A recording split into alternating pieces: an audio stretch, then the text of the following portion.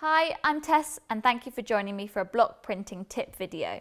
In this video, I'm going to share with you a couple of top tips for spacing your designs. Something we get asked a lot by customers is how to print in perfect straight lines. People think that we just do it by eye and that they can't replicate it themselves at home, but that's not the case at all. So I'm going to be sharing with you some techniques that you can use yourself when printing at home. So as you can see on this tea towel I have in front of me, I have some lovely straight rows of beetroots. Now I'm going to show you how to do this and how I've got such lovely straight lines. And also another sample I have here is a napkin printed with chickens. Now what we've used to create this is we've used crease lines which we have followed to print. So what we do is we fold the item, so this works on a whole range of fabric items, is you fold it, then you iron it, so you work out the spacing of what you're going to print so you know how to fold it, then you're going to iron it really well to create some quite deep crease lines.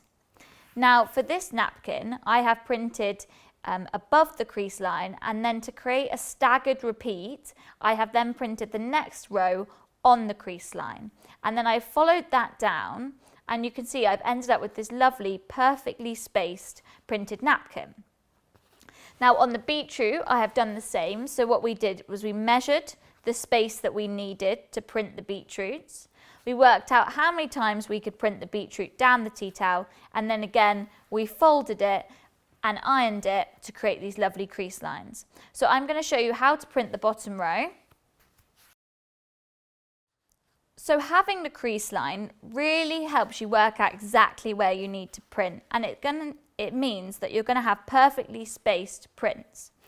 So I folded my tea towel into sixes and then I ironed that to create my crease lines. So you can see I've got 6 perfectly spaced rows of beetroots, and then I've also been able to fit 7 prints along the width of the tea towel, and I have repeated that down the whole width. So I've done rows of 7 and then a row of 6, then a row of 7, so my last row is going to be a row of 6. So we always suggest that you fold and iron your tea towel if you want to create perfect straight lines. If it's an item that you can't iron, you could also use masking tape instead to create those straight lines, so you can use that as a guide to follow.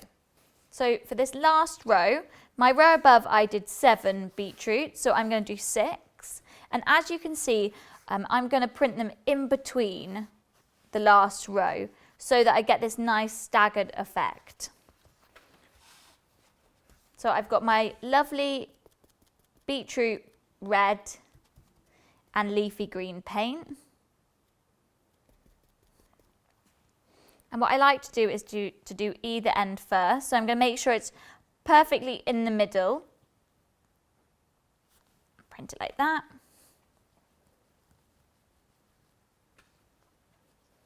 And then I'm going to move to the other side and do the same again.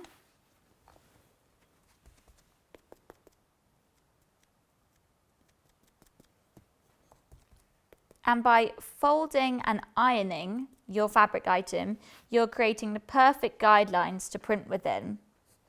And like I said, this works with a whole mixture of fabric items and designs. You can then choose whether you print in the gaps or on the crease line. It just depends how you want your printing pattern to work. But it's a proper cheats way of getting perfectly straight and lined up prints. And then nobody will believe that you did that by hand, as it will look so perfect and uniformed. And by using this technique, it just gives you a very kind of professional block printed finish, so that you always have the perfect spacing. So I've got 2 more beetroots to go until I have finished my hand printed tea towel.